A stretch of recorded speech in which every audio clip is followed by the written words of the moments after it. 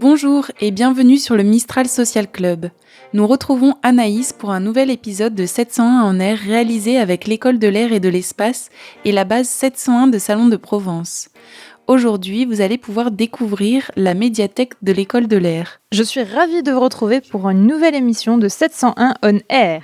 L'École de l'air a la chance de bénéficier d'une riche médiathèque, la médiathèque Saint-Exupéry, ouverte à tout le personnel militaire et civil de la base aérienne 701, de l'École de l'air, mais aussi au groupement de soutien de base de défense, le GSBDD d'Istres, de Salon de Provence et d'Orange. Je me suis entretenue avec monsieur Nicolas, qui est le directeur de la médiathèque, mais avant tout un lecteur passionné. Je m'appelle Nicolas, je suis le bibliothécaire et le responsable de la médiathèque de l'École de l'air depuis une vingtaine d'années. Qu'est-ce qui vous a donné envie de devenir bibliothécaire ? C'est un métier pour lequel j'avais une vocation. Je crois que depuis le plus ancien moment où je puisse remonter, dans mon enfance, j'ai toujours aimé les livres. Mon père avait une bibliothèque. Tout petit, j'aimais toucher les reliures. J'ai trouvé cet endroit paisible. La bibliothèque, c'est un univers fabuleux qui vous transcende, qui vous fait apparaître dans une autre dimension que celle de la contingence du réel. C'est très important. C'est ce que j'ai voulu reproduire dans tous les établissements où j'ai pu exercer. Pouvez-vous nous présenter la médiathèque de l'École de l'air ? La médiathèque de l'École de l'air existe depuis l'ouverture de l'école, c'est en 1937, où un fonds a été voulu, pensé au profit des élèves et des cadres de l'école, un fonds à l'époque essentiellement en sciences humaines, puis qui a évolué avec le temps, avec les différentes matières qui ont vu le jour à l'école, les différents domaines pédagogiques. Donc un fonds qui s'est développé dans le domaine scientifique et technique, et puis un fonds aussi au profit de l'ensemble des populations, un fonds de lecture publique, ce qui fait qu'aujourd'hui la mission principale de la médiathèque de l'école, c'est d'aller vers une bibliothèque qui puisse enrichir les élèves, compléter l'enseignement qui est délivré au sein de l'école, et aussi de la manière que chacun puisse, quels que soient ses centres d'intérêt, puisse trouver ici de quoi les satisfaire. Donc c'est notre vœu le plus cher.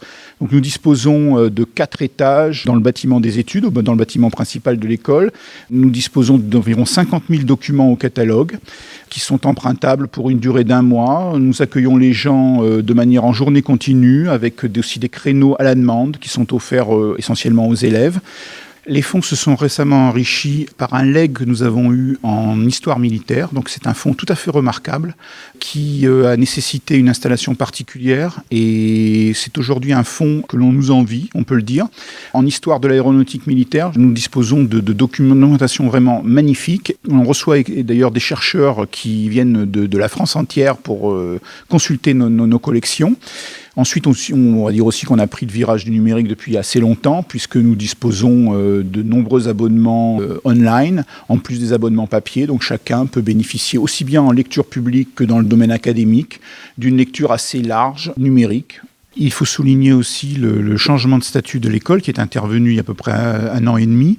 Donc l'école est passée EPS-CGE, grand établissement, ce qui nous a permis d'adhérer à l'ABES, l'Agence bibliographique de l'enseignement supérieur de Montpellier, qui est une structure ministérielle qui, dans un souci d'égalité des chances, a permis à l'école de bénéficier des bases de données de l'enseignement supérieur, un accès libre et gratuit. Donc depuis notre application médiathèque, il est possible de consulter ces bases de données qui, aujourd'hui, se montent à 23 millions de documents qu'on peut télécharger dans leur intégralité. Quels sont les avantages des élèves de venir à la médiathèque ? La médiathèque n'est pas une succursale de l'école. Les élèves viennent parce qu'ils en ont envie et parce qu'ils ont une documentation ou un projet ou une volonté personnelle de venir chercher des documents. On vient pour apprendre quelque chose, on essaye de les accueillir dans un endroit convivial et sympathique et on leur apporte un soutien, qu'ils soient élèves ou lecteurs. Est-ce qu'il vous arrive de conseiller les lecteurs qui viennent à la médiathèque de l'École de l'air ? Ne serait-ce que la mise en place des documents. Nous avons choisi un accès libre total aux documents. C'est-à-dire que la médiathèque n'a pas de réserve. Donc la plupart du temps, les gens viennent parce qu'ils ont consulté le catalogue, ont repéré un ouvrage qui les intéressait. Mais très souvent, ce qu'on remarque, c'est que les gens repartent avec un ouvrage dont ils n'avaient pas idée. Simplement en déambulant dans les rayons, ils trouvent une pépite. Et souvent, cet ouvrage qu'ils trouvent, il leur paraît plus important que l'ouvrage qu'ils avaient déjà prévu d'emprunter.